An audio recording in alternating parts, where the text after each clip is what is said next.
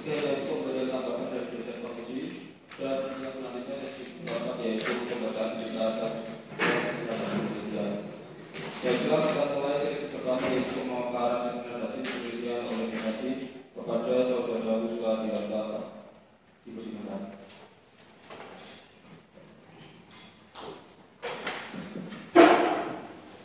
Terima kasih dari moderator. Selamat pagi, Bapak Haris Pak Sugiyono dan Pak Abdul. Izinkan saya untuk menyampaikan presentasi hasil penelitian saya tentang dampak akses reform agraria melalui usaha pembuatan benteng terhadap kondisi ekologis studi di Desa Karangsem, Kecamatan Losari, Kabupaten Grobogan. Latar belakang dari penelitian ini adalah beranjak dari SDGs atau pembangunan berkelanjutan yang telah dicanangkan oleh PBB yang memiliki 17 tujuan. Salah satunya adalah pembangunan sosial, pilar pembangunan ekonomi, pilar pembangunan lingkungan, dan pilar pembangunan hukum dan tata kelola. Indonesia mengimplementasikannya ke dalam RPJM, khususnya untuk bidang pertanian dikenal dengan reforma agraria. Reforma agraria memiliki tujuan yaitu untuk yang satu, ketimpangan penguasaan dan pemilikan agraria. Yang kedua adalah mencegah sengketa konflik agraria. Yang ketiga adalah untuk sumber kemakmuran dan kesejahteraan yang berdasarkan agraria, penguasaan pemilikan dan pemanfaatan tanah. Yang keempat, menciptakan lapangan pekerjaan. Yang kelima, memberikan akses sumber ekonomi. Yang keenam, menjaga ketahanan dan kedaulatan pangan. Dan yang ketujuh adalah untuk menjaga dan mempertahankan kualitas lingkungan hidup. Reforma agraria bukan dikenal hanya sebagai bagi-bagi tanah atau land reform. Sepatutnya reforma agraria adalah land reform yang dilengkapi dengan aset reform. Aset reform harus berjalan berkesinambungan dengan akses reform. Penataan akses yang dilaksanakan pada kantor pertanian Kabupaten Grobogan melalui usaha pembuatan benteng. Hal tersebut telah diselesaikan kantor pertanian Grobogan pada tahun 2024 dengan menciptakan peluang pekerjaan dan meningkatkan pendapatan ekonomi khususnya bagi masyarakat Desa Karangsem, khususnya selaku pelaku UMKM pembuatan benteng. Akan tetapi usaha pembuatan benteng berdasar pada sumber daya lokal. Sumber daya lokal di sini adalah sebagai bahan baku. Bahan baku dari pembuatan benteng adalah tanah liat. Seperti yang kita ketahui, tanah liat semakin lama akan semakin habis sebagai bahan baku dalam pembuatan usaha benteng. Dan selain itu, dalam pengambilan bahan baku juga mengalami masalah kondisi ekologis dan maupun kesehatan bagi masyarakat. Belajar dari latar belakang tersebut, berikut rumusan masalah saya. Yang pertama adalah bagaimana pelaksanaan akses reforma agraria melalui usaha pembuatan benteng terhadap kondisi ekologis masyarakat di Desa Karangsem. Yang kedua adalah apa kendala ekologis yang dihadapi pada pelaksanaan akses reforma agraria di Desa Karangsem. Yang ketiga adalah bagaimana dampak ekologis dan solusinya dapat diterapkan pada akses reforma agraria di Desa Karangsem. Tujuan dari penelitian ini adalah untuk mengetahui pelaksanaan akses reforma agraria melalui usaha pembuatan benteng. Yang kedua, untuk mengetahui kendala ekologis yang dihadapi pada program akses reform. Dan yang ketiga adalah untuk mengetahui dampak ekologis dan solusi yang dapat diterapkan pada akses reforma agraria di Kabupaten Grobogan. Manfaat penelitian adalah secara akademis, penelitian ini diharapkan dapat mengembangkan kajian penataan akses reforma agraria khususnya pada usaha pembuatan benteng serta dampaknya terhadap kondisi ekologis. Secara praktis, penelitian ini dapat dijadikan sebagai bahan untuk masukan untuk kementerian. Dalam kajian terdahulu dari 6 penelitian mengenai penataan aset, kebanyakan meneliti tentang kesejahteraan sosial ekonomi tercapai atau tidak tercapai. Belum terdapat penataan akses yang memperhatikan keberlanjutan lingkungan. Maka dalam penelitian ini saya mencoba untuk mengisi gap analisis tersebut.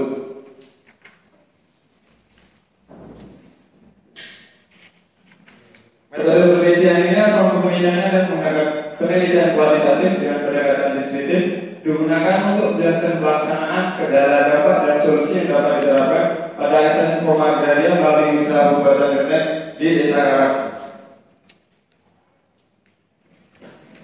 Gambaran wilayah penelitian. Desa Karangasem terletak di Kecamatan Golosari, Kabupaten Grobogan,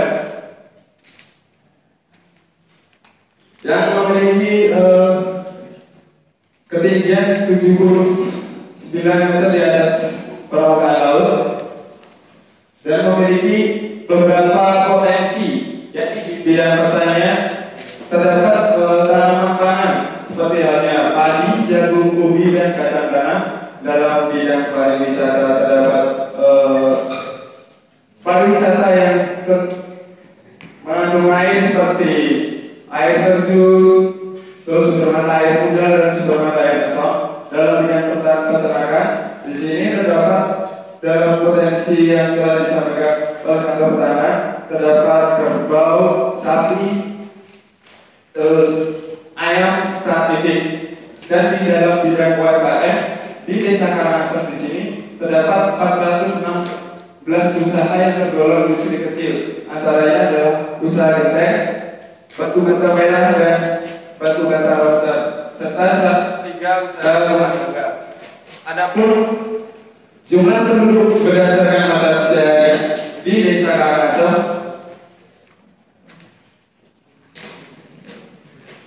terdapat 2.430 petani.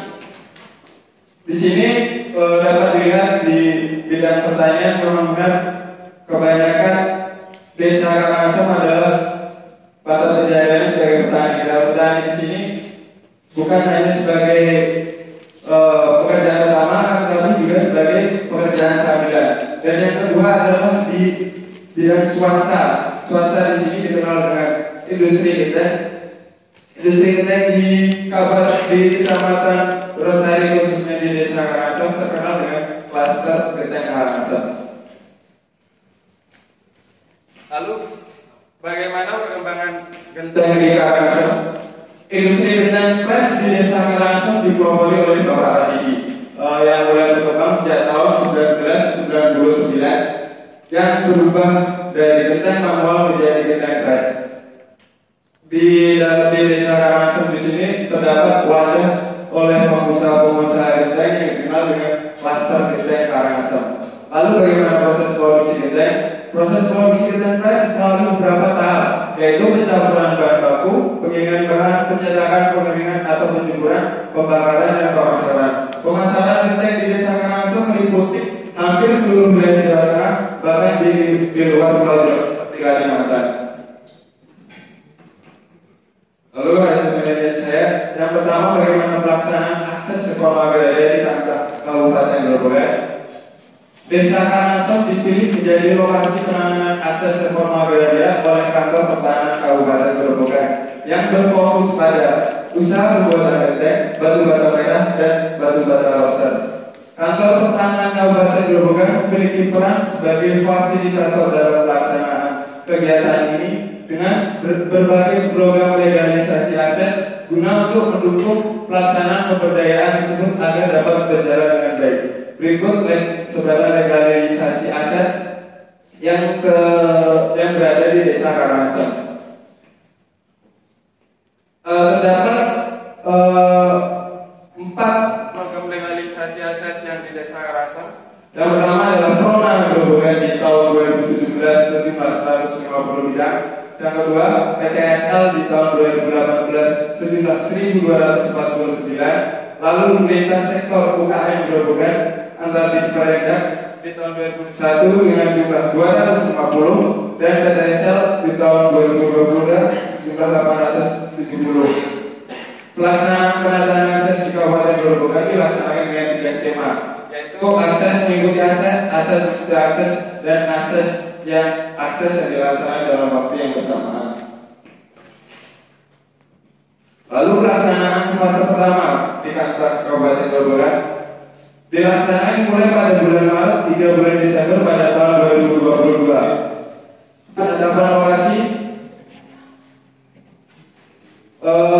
Penetapan lokasi dipilih di Desa Karangasem dengan perekrutan filsaf tenaga pendukung sejumlah 3 orang.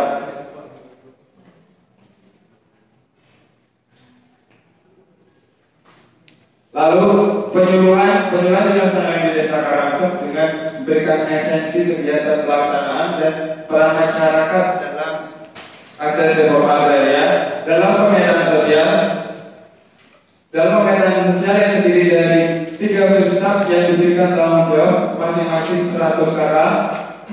Terus dari pemetaan sosial tersebut terdapat 8 pemanfaatan lahan. Dalam penyusunan akses reforma agraria terdapat legalisasi usaha dan merek dagang yang diberikan oleh Disperindak. Terus pendaftaran nomor induk berusaha oleh DPRD PSP, kredit usaha kalian oleh Bank BRI cabang Gurosari dan CSR dengan pihak swasta, salah satunya adalah PT Semen Grobogan. Dan yang tahap terakhir adalah penyusunan data. Dari 300 kakak tersebut, 203 kakak yang memiliki potensi usaha industri getek, batu bata, dan doster. Pada fase kedua adalah tahapan penguatan kelembagaan, dilaksanakan pada bulan April hingga bulan September tahun 2023. Adapun hasilnya di Kabupaten Grobogan adalah dalam penguatan kelembagaan diberikan oleh Dinas UKM Grobogan dan Disperindak Kabupaten Grobogan, dan selanjutnya dilaksanakan asesmen data. Dari 300 kakak tadi, 203 kakak perlu fasilitasi dalam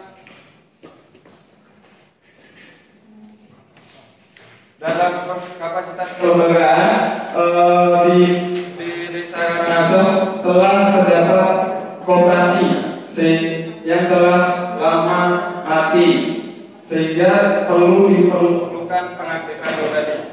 Dari tersebut terdapat 9 pelaku usaha yang ingin masuk ke Sarif Kloster Mulyo dan OB Mandiri, dan 194 belum ingin masuk kelompok usaha.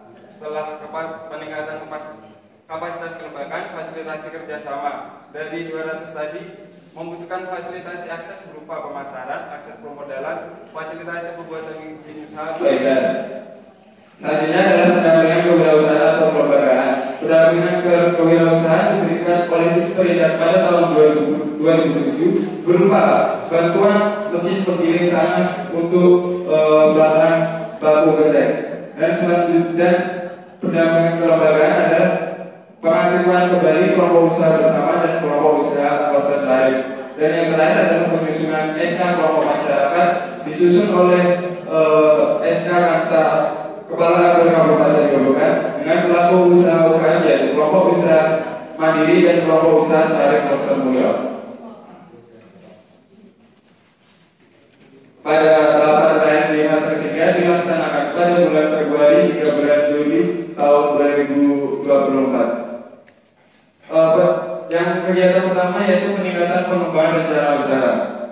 Kegiatan pengembangan rencana usaha dilakukan dengan CSR yang telah dilakukan sejak tahun 2002 oleh berbagai organisasi perangkat daerah maupun perusahaan swasta. Selanjutnya fasilitasi akses pemasaran, dilaksanakan pelatihan pendampingan terkait peningkatan akses pemasaran baik secara offline maupun offline. Dilaksanakan di Balai Desa Karangasem, dan masyarakat telah mampu menjualnya secara online melalui marketplace, Tokopedia, dan Facebook Marketplace. Dalam fasilitasi infrastruktur pendukung, menurut laporan Kantor Kabupaten Grobogan telah tercukupi kebutuhan infrastruktur pendukungnya. Yang perlu dibutuhkan hanya rencana usaha berupa permodalan dan pemasaran. Dan yang terakhir adalah penyusunan data peningkatan pendapatan subjek akses reforma agraria. Dari laporan Kantor Kabupaten Grobogan terdapat peningkatan pendapatan hasil dari survei dengan cara monitoring pelaku usaha dari seluruh responden. Nah, bagaimana kelanjutan akses reforma agraria di Kabupaten Grobogan? Pada tahun 2025, khususnya di tanggal 7 sampai 8 Mei, terdapat training of trainer atau pelatihan terhadap subjek reforma agraria, yaitu sistem informasi aplikasi pencatatan informasi keuangan yang diselenggarakan oleh Kementerian ATR yang bekerjasama dengan Bank Indonesia dilaksanakan oleh Kanwil ATR BPN Provinsi Jawa Tengah. Hal ini guna mendukung bagaimana cara menata keuangan subjek reforma agraria.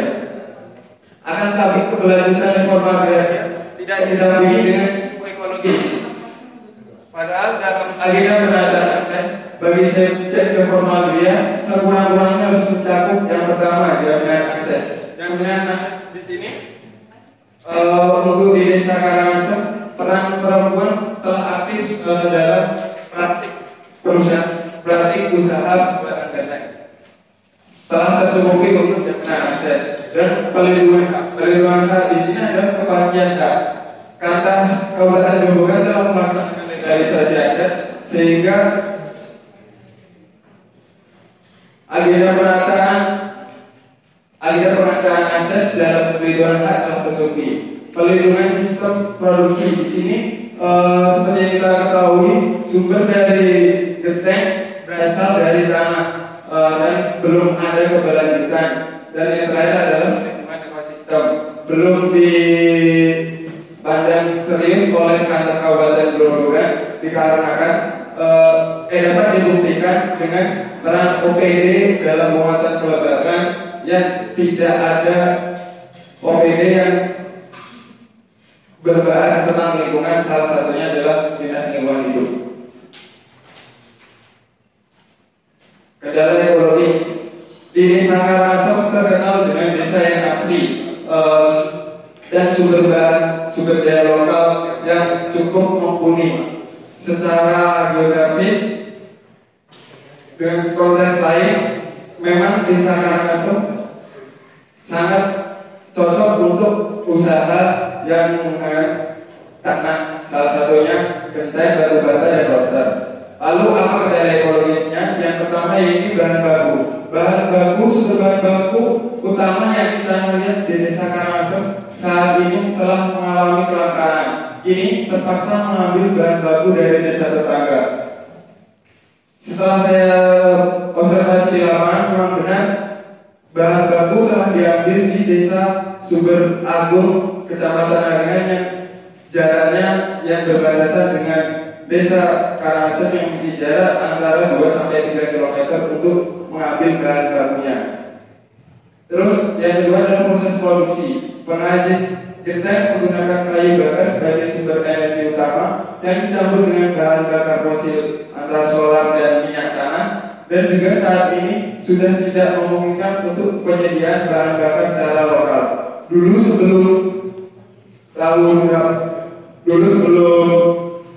bahan bakar kayu habis, masyarakat Desa Karangasem khususnya pelaku usaha mengambil bahan bakar kayu berasal di hutan yang berada di Desa Karangasem. Dari ketiga adalah limbah. Genteng yang tidak layak pakai atau tidak dapat digunakan lagi hanya dijadikan tanah timbul di rumah warga ataupun di tepi jalan.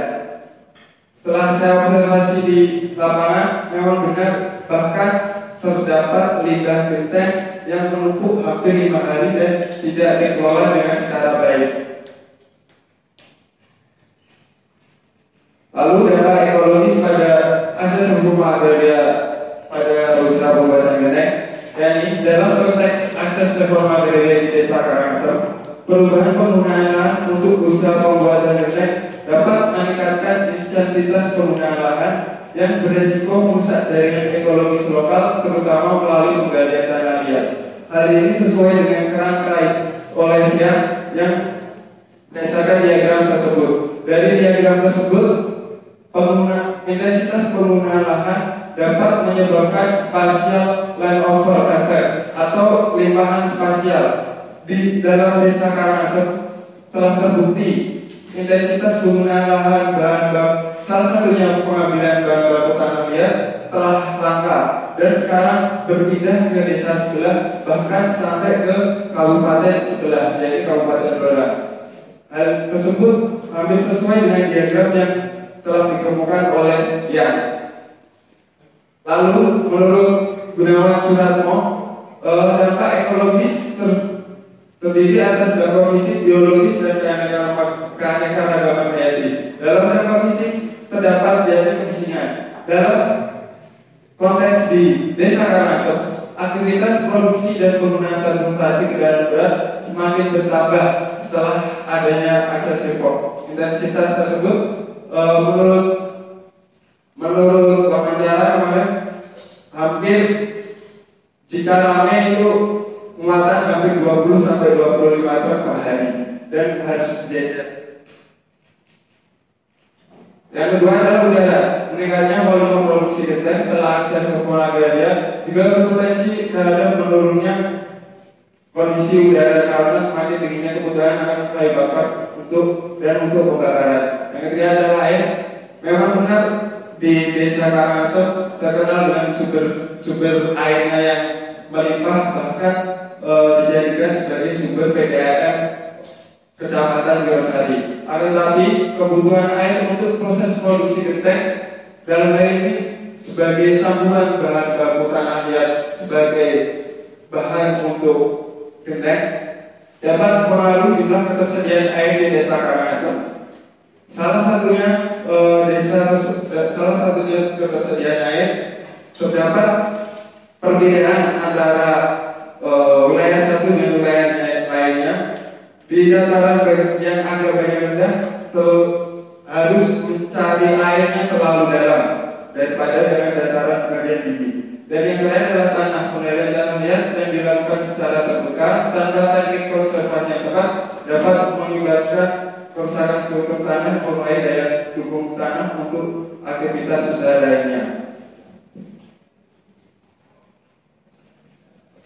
Berikut perubahan lahan yang berada di Desa Karangasem dengan jarak waktu 5 tahun terakhir. Dari data tersebut terdapat dari hutan sejenis dari 641 hektar menjadi 586 hektar. Hal tersebut berkurang sejumlah 8%. Dan Tegalan meningkat 55% dari 95 hektar menjadi 149. Hal ini dimungkinkan bahwa akses reforma agraria yang telah terlaksana pada tahun 2022 menyebabkan perubahan lahan dikarenakan akan kebutuhan produksi dari usaha genteng. Bahkan perubahan penggunaan lahan juga mempengaruhi pada desa di sebelah Desa Karangasem yang tidak melaksanakan akses reforma agraria. Penggunaan lahan yang terjadi secara besar yakni pada perubahan lahan hutan sejenis yakni dari 1000 hektar menjadi 889 atau sekitar 14%, dan perubahan Tegalan dari 323 hektar menjadi 442 hektar atau 36%. Melihat hal ini, dampak ekologis dari akses reforma agraria bahkan tidak hanya dirasakan oleh masyarakat Desa Karangasem, juga dirasakan oleh masyarakat Desa Sumber yang bahkan tidak melaksanakan program akses reforma agraria. Pemanfaatan dari bekas galian tanah sebagai bahan baku pembuatan genteng adalah sebagai lahan pertanian. Lahan Tegalan maupun sawah dapat dimanfaatkan untuk ditanami padi dan jagung. Dengan ketersediaan air yang melimpah di desa ini, sumber air yang digunakan untuk mengairi sawah mudah didapatkan. Dengan adanya hal ini, pemanfaatan lahan tidak hanya akan mengurangi dampak negatif dari kegiatan industri genteng, tapi juga meningkatkan ketahanan pangan lokal dan ekonomi masyarakat. Setelah pengambilan bahan baku, tanah-tanah tersebut dimanfaatkan masyarakat sebagai lahan kendaraan maupun lahan sawah. Adapun solusi yang dapat diterapkan di Desa Karangasem adalah penataan ekologis, penataan reforma agraria, penataan ekologis. Seperti halnya dalam buku reforma agraria ekologis, dengan studi kasus di Papan Rejo Bantul, hal tersebut hampir sama dengan pelaksanaan akses reforma agraria di Desa Karangasem. Di Desa Papan Rejo Bantul, awalnya akses reforma agraria berfokus pada gerabah, yang seperti kita ketahui gerabah merupakan bahan bakunya dari tanah liat. Akan tapi dalam proses pelaksanaannya, riwayatnya, yang awalnya kita fokus di gerabah berubah menjadi pada fokus pada pertanian, sehingga hal tersebut hampir sama dengan kondisi di Desa Karangasem, yang dilihat bahwa pemanfaatan bekas galian tanah dapat dimanfaatkan dengan sawah. Hal tersebut mungkin dapat disamakan dengan reforma agraria yang telah dilaksanakan di Papan Rejo dengan pendekatan ekologis. Penataan ekologis memiliki keunggulan pendekatan yang ramah lingkungan, yang mendukung keberlanjutan dan memperhatikan semua komponen ekosistem, baik biotik termasuk manusia maupun abiotik. Penataan akses ekologis tidak hanya berfokus pada pemberdayaan lingkungan, tetapi juga mengintegrasikan faktor-faktor yang mempengaruhi keberlanjutan seperti lingkungan, sosial maupun budaya. Kesimpulan dan saran. Kesimpulan yang pertama adalah pelaksanaan penataan akses di Desa Karangasem memberikan dampak positif terhadap peningkatan perekonomian masyarakat.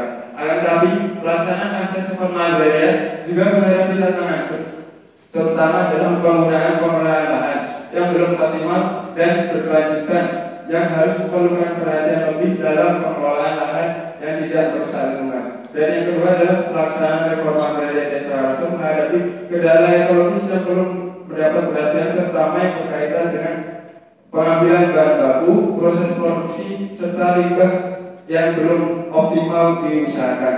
Dan yang ketiga adalah dampak ekologis yang timbul akibat industri pembuatan ketek Desa Karangasem. Terlihat jelas perubahan penggunaan lahan. Terdapat indikasi bahwa peningkatan aktivitas produksi ketek berpotensi mengaruhi pada dampak pada tanah, khususnya perubahan lahan. Penataan akses ekologis dapat diterapkan di Desa Karangasem dengan memperhatikan model pendampingan yang sesuai dengan kondisi di Desa Karangasem, sehingga wilayah tersebut dapat berkembang tanpa mengorbankan keberlanjutan lingkungan. Saran, sosialisasi yang masif dan pelatihan yang berbasis kesadaran lingkungan perlu menjadi prioritas dalam pelaksanaan akses reforma agraria di Desa Karangasem, khususnya untuk mendalami dampak ekologis dari usaha pembuatan ketek. Dan pelatihan harus mencakup konservasi tanah, penggunaan bakar yang efisien, serta pengolahan limbah yang berkelanjutan. Satu penelitian selanjutnya adalah misalkan untuk fokus pada teknik konservasi tanah, evaluasi terhadap polusi udara dan terhadap kesehatan, dan penerapan energi terbarukan dalam proses produksi. Terima kasih. Itu yang dapat saya sampaikan. Selanjutnya saya berikan moderator.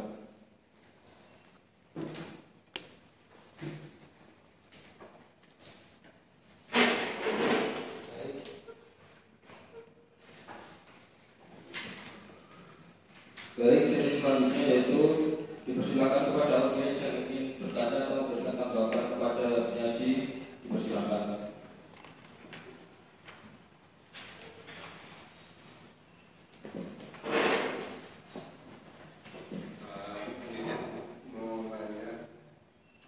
Tadi kan dijelaskan kalau misalnya sumber tanah liatnya itu sebenarnya sudah mulai langka, akhirnya bergeser jauh.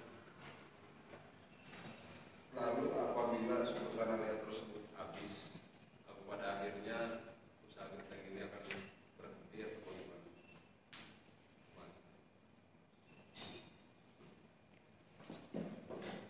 lagi yang ingin menanggapi atau bertanya? Ayo Mas, sabar. Ayo lagi, siapa lagi?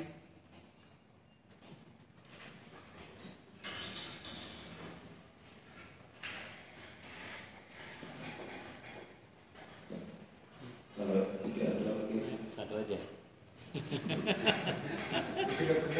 Iya. kita waktu koordinasi untuk menanggapi dari audiens.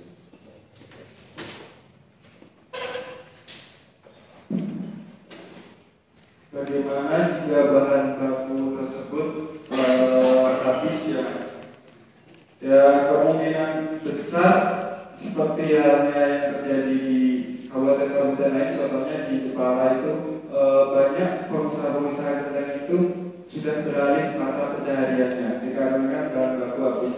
Maka hal tersebut dampak isu ekologis perlu penting diperhatikan karena bahan baku tersebut jika tidak dikelola secara baik maka akan habis dan mempengaruhi mata pencaharian dari masyarakat yang awalnya memanfaatkan bahan baku tersebut untuk usaha pembuatan kentang.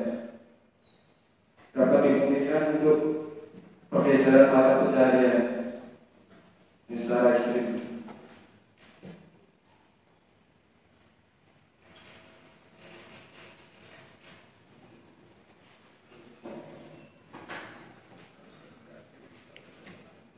Sesi selanjutnya yaitu pemberian tanggapan atas pemaparan 9 hasil penelitian saudara peneliti oleh dosen penguji kepada Bapak Saudara Amrullah dan Bapak Sugibiano, dilanjutkan oleh Bapak Aristiono.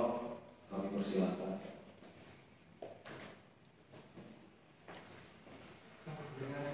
Saya udah ngerti dari Oh, Cukup nggak coba?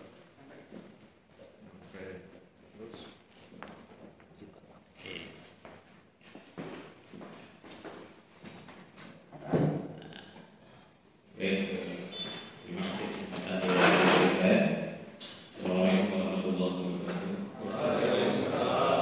Yang saya hormati Pak Aris dan Pak Anu serta seluruh taruna ya, khususnya penyaji ya, Gusmo ya, Guswaldi. Tadi kalau melihat paparanmu ya, kamu sudah cukup komplit ya data yang kamu sajikan ya. Kalau ditimbang dari substansi penelitian ya. Terus terang saya baru dapat ini kemarin gitu ya, sebagai pemain cadangan gitu ya, yang seharusnya tidak bisa. Ya. Saya membaca sekilas ya. Kalau secara umum saya bisa bilang contohlah di bab, saya berangkat dari bab 4 ya, gambaran umum saudara ya, lokasi penelitian itu juga sudah cukup komplit. Namun demikian bisa disempurnakan dengan memberikan closing paragraf ya di akhir bab 4 itu dengan apa hubungannya dengan tema penelitian yang sedang saudara lakukan. Nah, saudara cerita di sana secara geografis, topografis, demografis, terus hubungannya apa itu semua gitu. Dengan riset yang saudara lakukan itu harus ada secara eksplisit teman peneliti ya, sehingga itu bisa menjadi pengantar untuk masuk di dalam bab hasil dan pembahasan. Itu ya. Ini penting karena kebanyakan mahasiswa hanya melakukan penjelasan saja, mendeskripsikan lokasi tanpa kemudian menghubungkan. Dia cerita banyak hal, tapi hubungannya apa nih? Kadang cerita tentang gender, tapi nggak ada hubungannya misalnya. Nah ini saudara sudah menjelaskan secara tipis-tipis ya, tapi saya kira perlu saudara membuat closing statement di akhir bab keempat itu ya. Karena audiensinya begini, karena potensinya begini, kemudian itu sangat relevan dengan tema penelitian yang sedang dilakukan gitu ya. Itu. Kemudian di bab kelima lengkap saya bilang ya, seperti tadi di awal saya katakan. Tapi di sini ya di bab 5.a ya, pelaksanaan akses reforma agraria, peneliti hanya menjelaskan tahapan-tahapan, ya, hanya mendeskripsikan tanpa diolah dengan analisa. Ya.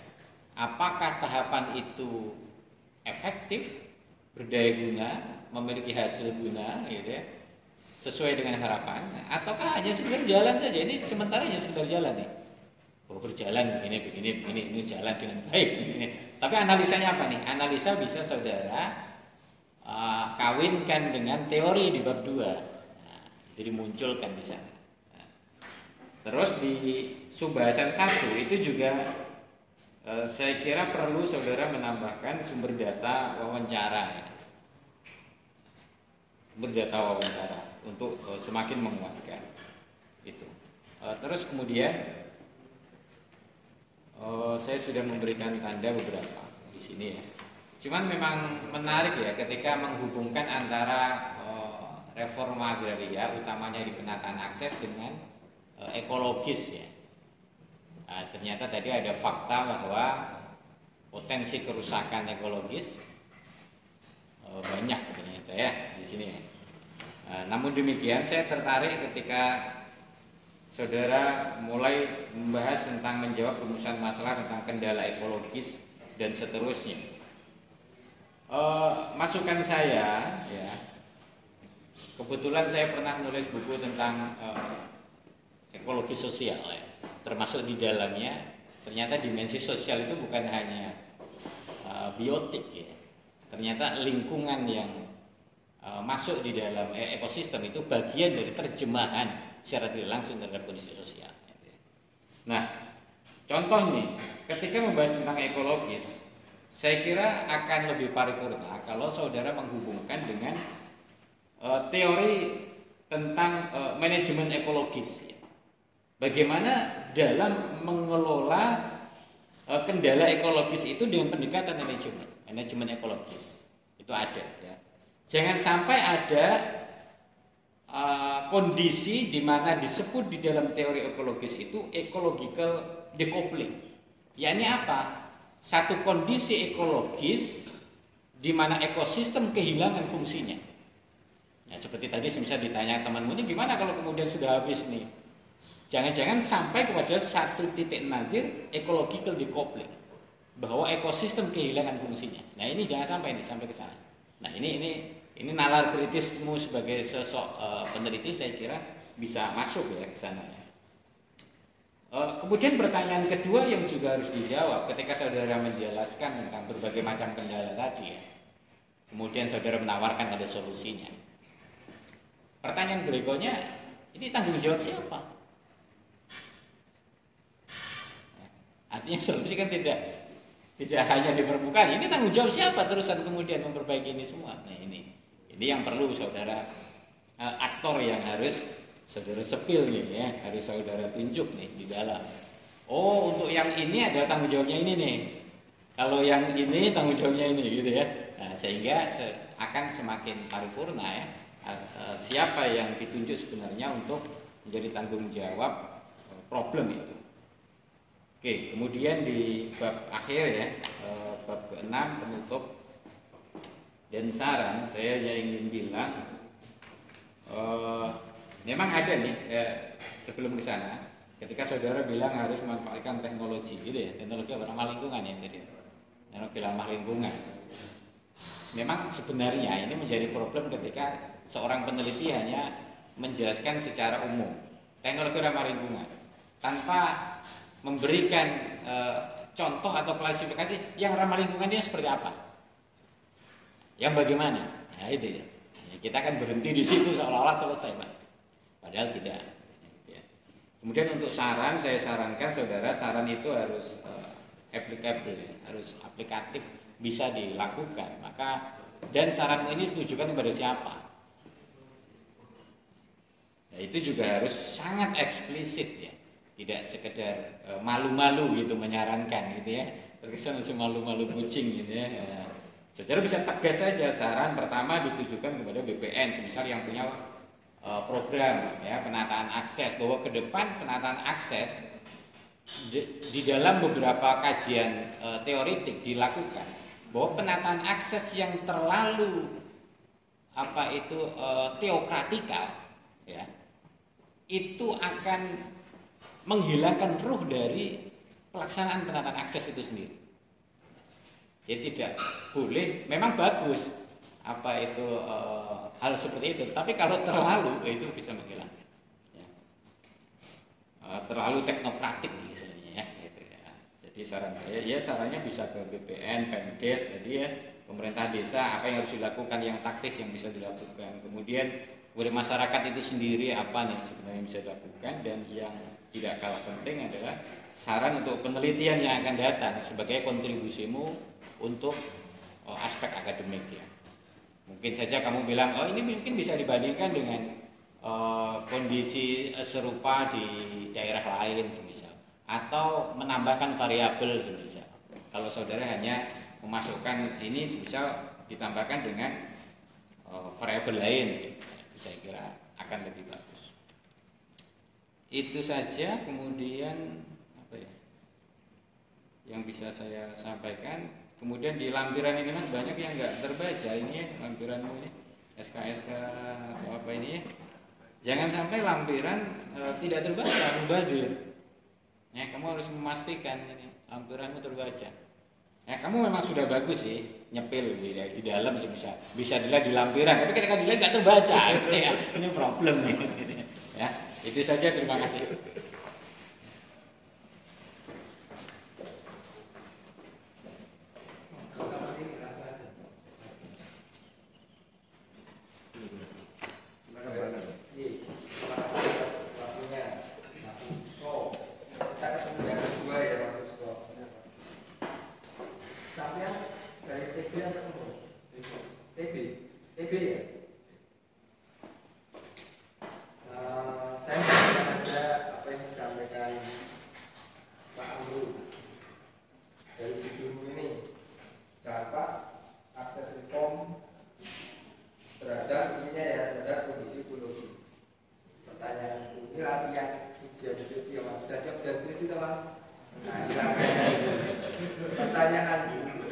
Yang menyebabkan terjadinya kondisi entah itu positif ataupun mungkin negatif ekologis lingkungan, yang menyebabkan itu sebenarnya reforma agraria atau eksploitasi.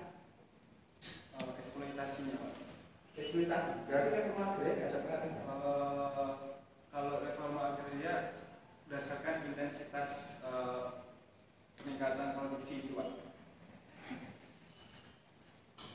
Terus fungsi judul di sini ada konteks reforma agraria sebagai salah satu variabel apa? Ini Pak, dengan usaha tank, pendampingan usaha tank, pemasarannya kemarin difasilitasi, dimungkinkan intensitas produktivitasnya meningkat. Makanya saya balik lagi, yang mengalami eksploitasi atau reforma agraria, yakin tahu yang mana? Reforma agraria. Yang eksploitasi. Banyak dari eksploitasi sebelum adanya reforma agraria di situ memang telah ada eksploitasi. Pak. Berarti nggak ada reforma agraria pun kalau eksploitasi seperti itu pusat. Pusat. Berarti reforma agraria nggak ada pengaruhnya. Pengaruhnya kecil Pak. Ya besar. Kau yakin? Ayo yang mana? Kenapa saya bertanya seperti itu? Ada hal yang penting termasuk tadi disampaikan Pak Amro yang sebenarnya kurang Mas.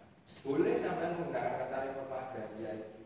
Reforma apa itu akses reforma agraria ya. Kenapa itu terjadi Mas seperti ini? Bahasa gampangnya, ketika program akses reform itu dilaksanakan selama ini, nggak pernah ada mitigasi kegiatan Mas. Ya itu sebenarnya sasaran hantarannya di situ. Hal itu cukup penting, tetapi seperti Pak Amro bilang, ini kok di gambar umumnya bahasa saya nggak ada relevansinya dengan apa yang ada di PAS. Harusnya berdasarkan wawancara sampean, ketika proses reforma agraria ini dilaksanakan atau akses reform dilaksanakan, termasuk bagaimana kegiatan apa sudah disiapkan, mitigasi kegiatan atau bahasa yang sekarang manajemen risiko itu sudah ada atau belum, itu harusnya muncul di situ berdasarkan hasil. Sehingga kalau itu muncul mas, saya nggak akan tanya ini yang menyebabkan bahasa saya degradasi lingkungan ini RA atau eksploitasi, saya nggak bakalan tanya sampai sejauh itu. Tapi berhubung itu nggak ada, ya saya akhirnya tanya loh, ini yang menyebabkan katakanlah degradasi lingkungan menurut pendapat ini RA-nya atau eksploitasinya. Nah itu yang jadi pertanyaan karena tidak ada tadi yang tipe tadi ya, yang itu belum ada. Makanya saya yakin itu Anda punya. Tampilkan saja mas, itu penting mas di gambaran itu. Oke ya mas. Ya. Dua, sampean mengatakan ini gradasi penurunan kualitas lingkungan atau peningkatan kualitas lingkungan mas yang terjadi hasil temuan mas. Aku nggak bisa deteksi, aku pada juga ada indikasi penurunan. Ada kata-kata indikasi. Saya nggak menemukan. Ada yang terkait indikasi hanya ada yang tidak. Harusnya harus indikasi karena penelitian saya kan menggunakan kualitatif dan tidak mengukur kualitas lingkungan. Hanya itu maksud saya. Kata indikasi ini menjadi pokok dan penting ketika sampai mau menjelaskan dampak yang terjadi kan. Mengapa itu terjadi? Kan seperti itu. Anda hanya bisa mengatakan mengindikasikan terjadi misalnya penurunan atau peningkatan kualitas lingkungan. Nah ini saya beberapa yang saya lihat dulu mas, saya belum menemukan kata indikasi dulu mas. Artinya seolah-olah sampai sudah menjudge bahwa itu kualitas lingkungannya turun, padahal analisis Anda bukan berdasarkan hasil ukuran tetapi persepsional dulu. Itu mas. Ya jadi apapun yang Anda temukan itu selama Anda tidak mengukur dengan ukuran yang variabel, ya makanya sampai harus menggunakan supaya Anda bisa membentengi kata-kata memitigasikan atau ada indikasi terjadi kerusakan lingkungan. Itu boleh sangat boleh mas. Itu aja yang saya rasa di tulisan ini. Saya sudah melanjutkan Mas Amul tadi yang saya rasa masih perlu cermati lagi ya, tidak lagi. Oke itu aja Pak Aris, monggo. Oke, lanjut ya. Assalamualaikum warahmatullahi wabarakatuh. Salam sejahtera bagi kita semua yang saya hormati, Pak Anul, Pak Amul, Mas pada sahabat-sahabat mahasiswa. Saya itu hampir setiap hari ketemu seminar dengan Pak Amul. Kadang-kadang pakai bosan Pak Amul lagi.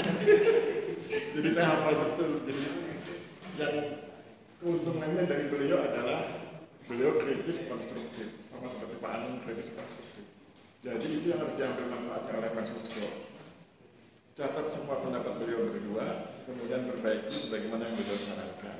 Memang kalau saya lihat isu yang Mas Musko angkat itu isu yang bisa menimbulkan perdebatan. Bagi orang BPN, dia nggak mau disalahkan. Orang BPN kan punya cita-cita mulia dong, membuat masyarakat adil, sejahtera, harmoni. Tapi merusak lingkungan. Ketika kemudian usaha yang didukung adalah usaha yang merusak lingkungan. Oleh sebab itu tadi Pak Anung tanya, bagaimana dengan konsep reforma agraria yang katanya mulia itu kok malah merusak lingkungan? Terus kemudian beliau tanya, yang berpengaruh di penelitian ini eksploitasinya atau reforma agrarianya? Kamu agak bingung? Nah, menurut saya kamu harus paham bahwa sesuatu itu bisa menjadi lebih kuat atau menjadi lebih lemah. Seharusnya hal-hal yang merusak lingkungan itu dibuat lebih lemah. Dengan cara apa? Sementara diabaikan atau diasahkan alih usaha. Tetapi sebaliknya dengan program ini kan jadi semakin kuat. Memang pada awalnya ekspektasi itu merusak lingkungan. Kalau kita ibaratkan naik mobil, kecepatan merusaknya 30 km per jam. Begitu LA masuk 60 km per jam. Kecepatan merusaknya, daya destruktifnya menguat. Jadi dua hal itu menjadi faktor yang mendukung kerusakan lingkungan. Sekarang coba kamu tolong bayangkan kesimpulan.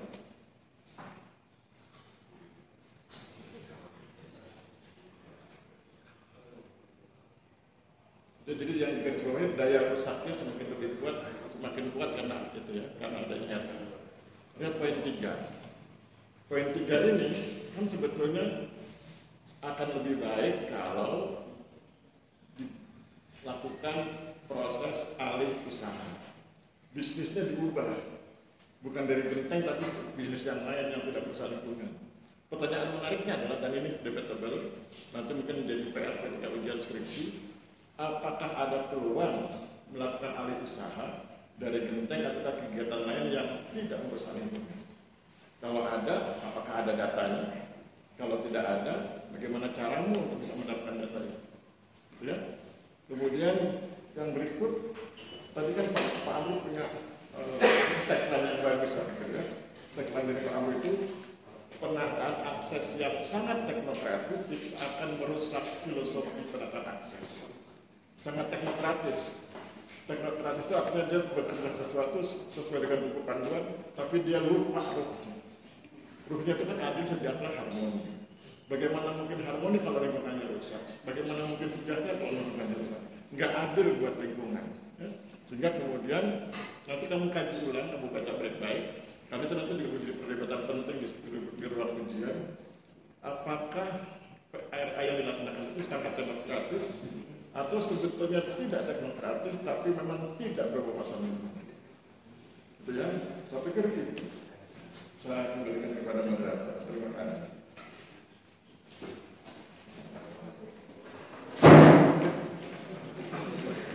Sudah.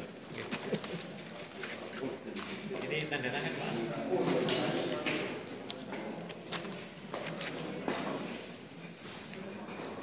Baiklah, kita telah sampai pada sesi terakhir, yaitu pembacaan berita acara seminar hasil penelitian oleh dosen teknologi. Kepada Bapak dosen teknologi, kami persilakan.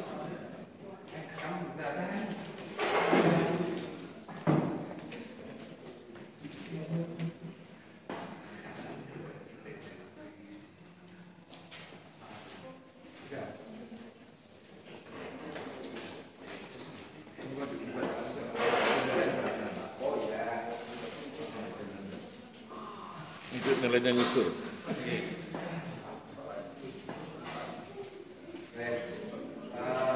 Saya bacakan pembahasan seminar hasil penelitian pada hari ini Jumat 4 Juli 2025 atas nama Mas Pusro ya. Telah melaksanakan seminar hasil, isinya diterima dengan perbaikan selama 1 minggu dengan nilai seminar hasil baru diterima. Yang jelas bisa melanjutkan proses selanjutnya.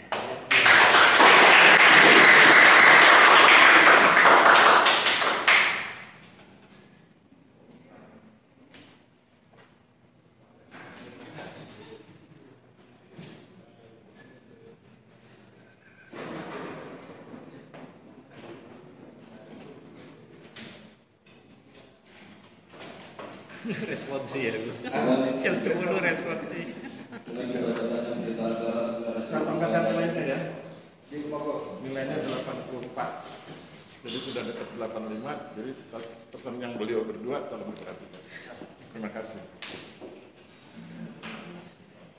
dengan dibacakannya berita acara hasil penelitian tadi, maka berakhirlah pula seminar hasil penelitian hari ini. Kami mengucapkan terima kasih kepada dosen teknologi dan rekan yang hadir atas perhatiannya. Kami ucapkan terima kasih dan mohon maaf apabila ada kesalahan kata maupun perbuatan dalam berlangsungnya acara seminar hasil hari ini. Akhir kata, wassalamualaikum